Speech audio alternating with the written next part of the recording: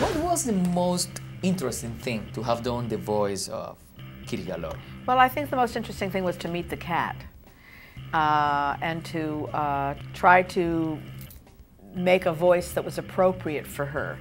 She's obviously, the character is crazy through no fault of her own, and she is bent on, you know, world domination.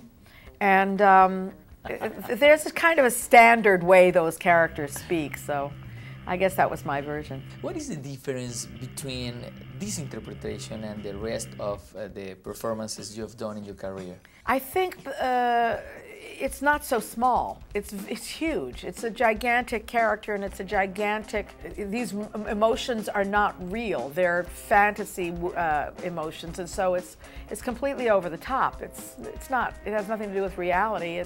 It's comedy, but it's also craziness, and comic craziness is always, you know, really loud and really fast and furious, and you try as well as you can to be, you know, to be fearful, to be evil, but also to have people know you don't really mean it. Could you talk to us about the production process in which you put the voice to Kitty?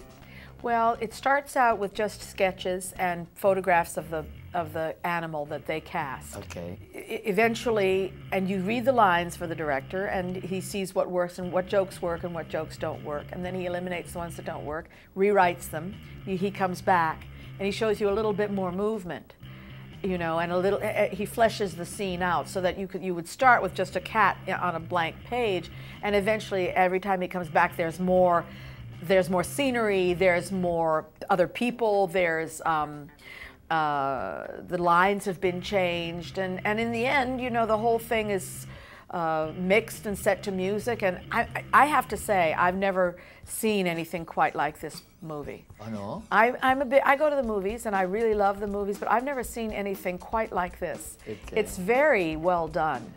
And when I saw it, I actually did think that the animals were talking to me. That's how strange and wonderful it is. It's really well done.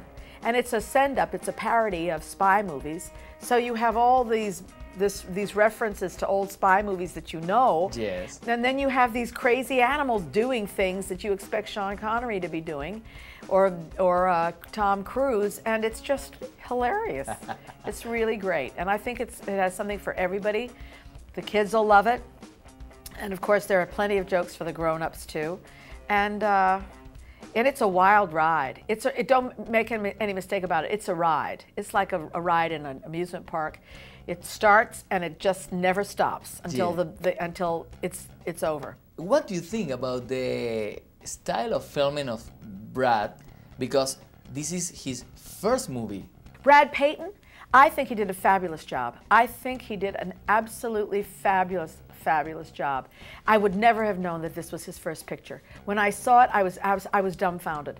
That there was so much. The action sequences are so well done, and all of it is completely believable. And I would never have believed. I would never have known that was his first picture. Nice guy too. Thank you very much. You're very welcome. Thank you.